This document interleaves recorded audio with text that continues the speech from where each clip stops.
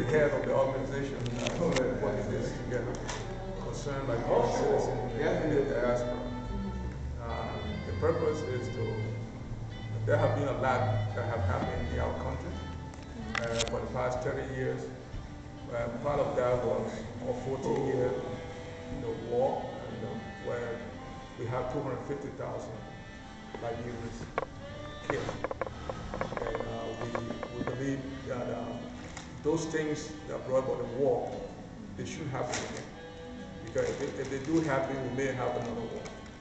So our group is trying to crystallize on those issues to build sensitivity among us, so that we have that consensus not to do those things that brought war to our country. So that's our focus. And one of the ways we've tried to do that is to have, for instance, a memorial service in the memory of those who died in the war. And this is why we're here today.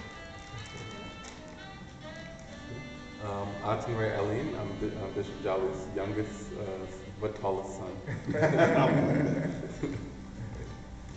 And I'm Tatiana Polite-Colleen. I'm Admiral's wife and also Bishop's daughter-in-law. I'm from Ukraine originally. I'm Comfort from Minnesota, but right now in Maryland. I'm a mother's. Welcome. Yeah, Ronald Free from Minnesota.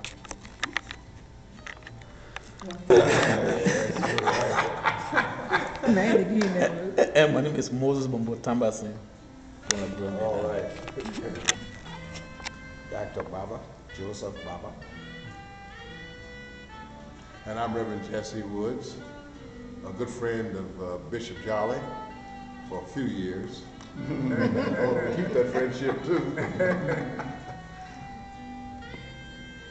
Bishop Jolly, from everywhere. But I'm living in Pennsylvania here, and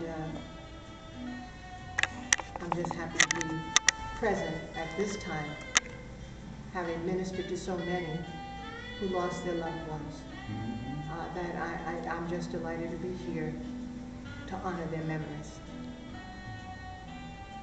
And to you from Minnesota, I was a near neighbor, having lived in South Dakota. Oh, okay.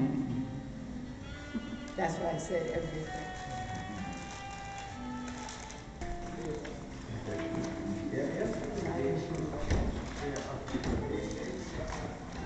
Yeah, you can put on his seat. Okay. Now,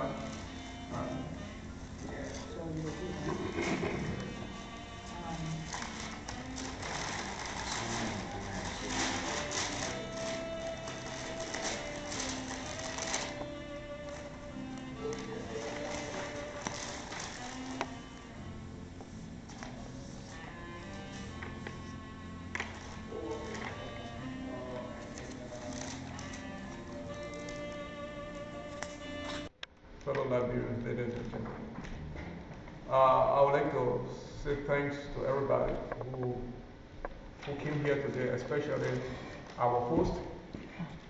Yeah, Pastor Richard Karen Martin, right? Yeah.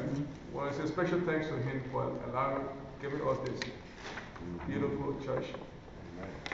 It came at a time when we're out there fighting, whether it was necessary to have the memorial service.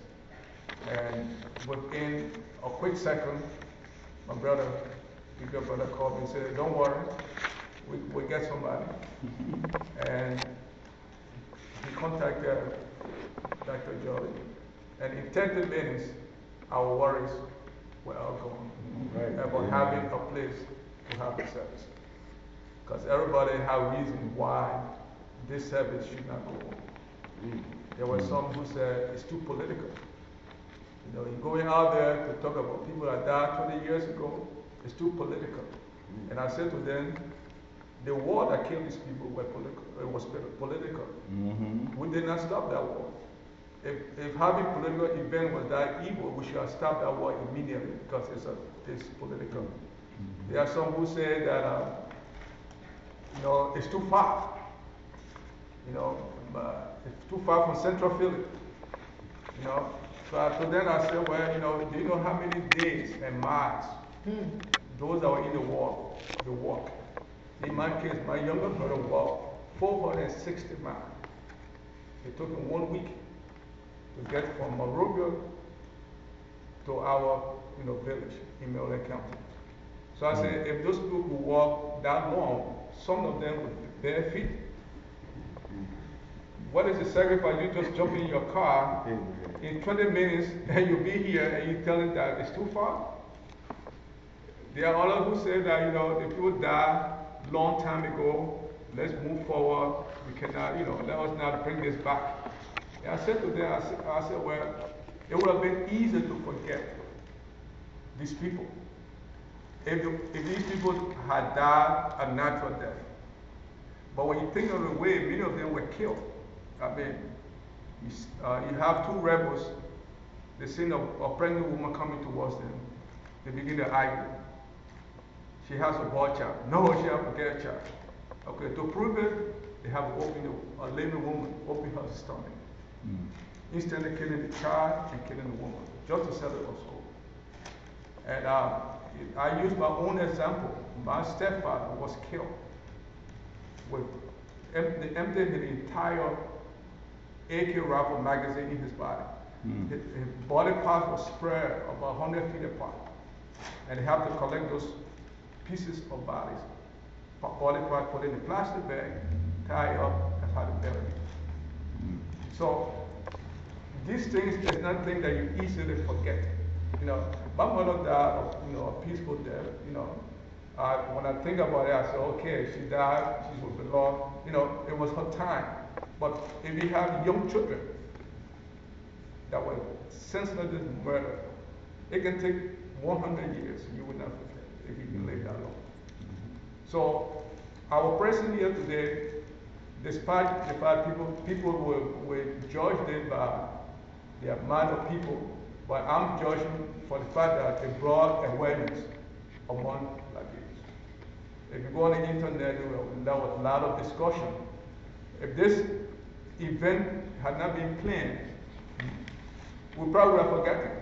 But this event, whether it's 1,000 people here, whether 50,000 people, it have waking up the senses, the sensitivity of our country, telling our political leaders that there is some unfinished business to be done.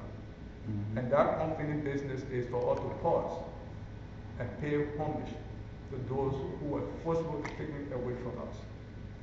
We asked the government many times in the past, when will we have a date of mourning? When can the government declare a period of mourning? That's associated with our African custom. If somebody died, besides the crying and the sorrow, they declare a period of mourning. Some tribes in Liberia takes about 18 months. My tribe, the Kru tribe, is 18 months. The first 12 months, everybody wear black.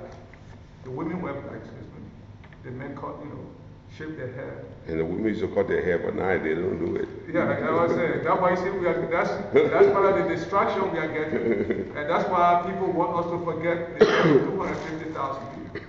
But we are saying no, we need to do something, we need to memorialize these people's memory. And because of that, that's why we are here. And I hope we are very happy that the entire Liberian community have taken notice of this. And as I said, it has begun sharpening the sensitivity towards this lack of mourning for our people in Liberia. So I would like to say thanks to everyone of you that came here. You are the hero. We are a member of the army of God, and we came here with his guidance and with his blessing. I thank you all. Amen. I would ask if we can just